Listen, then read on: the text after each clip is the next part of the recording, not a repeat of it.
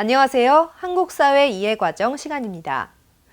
이번 시간에는 한국 직업인의 현재 모습과 외국인이 한국에서 취업하기 위해 도움을 받을 수 있는 방법에 대해서 알아볼 건데요.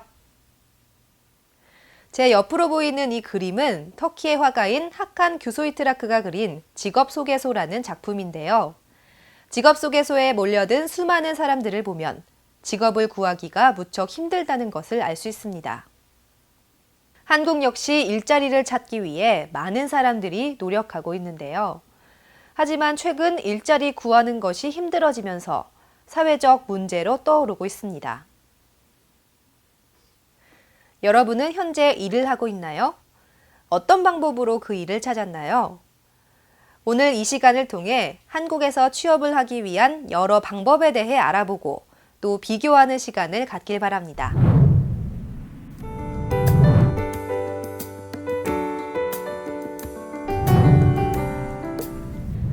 사람들은 직업을 통해 기본적인 생활을 유지하고 자신의 꿈을 이루고자 합니다. 국가적으로도 많은 사람들이 안정적인 일자리를 가지고 생산 활동에 참여할 때 비로소 사회가 발전할 수 있는데요. 하지만 오늘날 많은 나라에서 사람들이 일자리를 구하는데 어려움을 겪고 있는 것이 사실입니다. 2013년 주요 국가의 실업률을 보면 스페인과 프랑스의 실업률이 특히 높게 나타났는데요. 특히 한창 일을 해야 할 나이인 청년의 실업률은 전체 실업률보다 높게 나타나 젊은 사람들의 실업 문제가 심각하다는 것을 알 수 있을 겁니다. 한국에서도 청년 실업률이 사회적 문제가 되고 있는데요. 2014년 11월 실업률은 3.1%로 1년 전보다 0.4%포인트 올랐고 청년 실업률은 7.9%로 1년 전과 비교했을 때 역시 0.4%포인트 증가했습니다. 한국의 실업률은 미국이나 유럽 등 다른 선진국에 비해서는 낮은 편인데요. 하지만 한국은 다른 선진국에 비해 여성이 경제활동에 참가하는 비율이 낮고 자영업을 하는 사람들이 많기 때문에 상대적으로 실업률이 낮게 나타나고 있습니다. 통계청에서는 한국의 사실상 실업자 수를 조사했는데요. 사실상 실업이란 통계청의 공식 조사에는 들어가지 않지만 실업과 마찬가지인 상태에 있는 사람을 포함한 넓은 의미의 개념을 뜻합니다.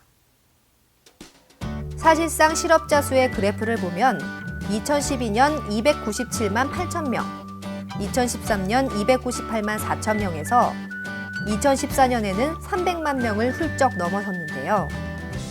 사실상 실업자를 포함해 계산한 실업률도 2012년 10.9%, 2013년 10.8%에서 2014년 11%대로 증가했습니다. 이렇게 실업자의 수가 많은 데다 한국에서는 실업에 대한 사회보장제도가 선진국에 비해 다소 부족한 부분이 있기 때문에 실업을 당한 사람들은 어려움을 겪기도 하는데요. 이러한 상황에서 직업을 구하기 위한 경쟁 또한 치열해졌습니다. 그리고 전체 노동자 중에서 비정규직 노동자가 차지하는 비중이 높아지면서 임금이나 근로조건 등에서 상대적으로 불리함을 겪는 경우도 나타나고 있습니다. 일자리를 둘러싼 어려움을 극복하기 위해 정부는 많은 노력을 기울이고 있는데요. 실업자가 다시 취직할 수 있도록 돕기 위해 여러 가지 교육 프로그램을 제공하거나 실업자와 노동자의 기본적인 생활 수준을 보장하기 위한 사회보장제도를 확대하는 것이 그 대표적인 노력이라고 할 수 있습니다. 최근 한국에서는 취업과 관련해서 스펙 열풍이 불고 있는데요. 스펙이란 설명서라는 뜻을 가진 영어 스페시피케이션의 줄임말로 취업을 준비하는 청년들이나 구직자들이 취직을 하기 위해 갖춰야 하는 여러 가지 요소를 뜻합니다.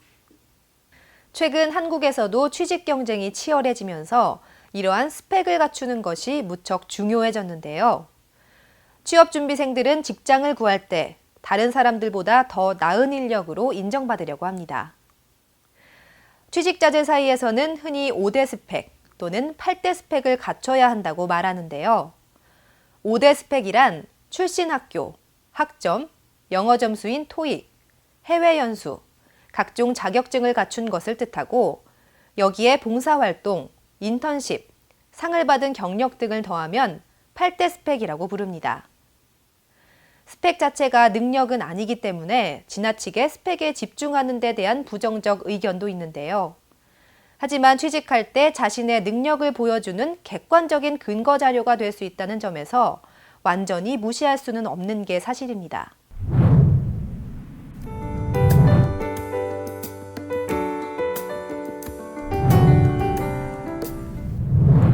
더 많은 사람들이 일자리를 갖기 위해서는 국가나 사회의 제도적 노력과 함께 개인의 노력도 중요한데요. 직업을 갖고자 하는 사람은 적극적으로 자신이 원하는 직업을 찾고 그 직업에 필요한 능력을 갖추기 위해 준비해야 합니다. 먼저 인력을 채용하려는 정보에 관심을 갖는 것이 중요한데요. 일자리를 찾지 못하는 사람도 많지만 반대로 필요한 인력을 구하지 못해 어려움을 겪는 회사도 적지 않습니다. 따라서 일자리를 찾을 때는 신문이나 인터넷 등에 올라온 구인 광고를 눈여겨보고 자신의 능력이나 상황에 적합한지 확인해 봐야 합니다. 일자리를 구할 때 가장 중요한 것은 해당 분야에 필요한 능력을 갖추는 것인데요. 현재 각종 직업학교나 평생교육기관, 한국산업인력공단 등에서는 여러 가지 전문적인 직업교육 프로그램을 운영하고 있습니다. 이를 통해 해당 분야에 대한 지식이나 정보를 갖춘다면 취직에 훨씬 유리해지는데요. 또한 전문성을 증명해주는 자격증을 따거나 관련 분야에서 현장 실무 경험을 쌓으면 보다 좋은 대우를 받을 수 있습니다. 취업을 위해서는 그와 같은 자격증이나 경력 등을 이력서에 꼼꼼히 기록하는 것이 좋습니다. 취직을 할 때 주의해야 할 점도 있는데요. 자신이 취업하려고 하는 업체가 정식으로 등록된 것인지, 하는 일은 무엇이며 그 일이 불법적이지는 않은지 확인해야 합니다. 또는 취업 이후에도 임금이나 근로조건 등에서 부당한 대우를 받지 않도록 노동자가 누릴 수 있는 기본적인 권리에 관해 살펴볼 필요가 있는데요. 취업을 할 때는 근로계약서를 반드시 작성해 노동자의 권리를 보호받을 수 있도록 해야 합니다. 특히 이민자나 외국인의 경우 일자리와 관련된 문제와 관련해서는 고용노동부나 한국산업인력공단 등에 문의해 도움을 받는 것이 좋습니다.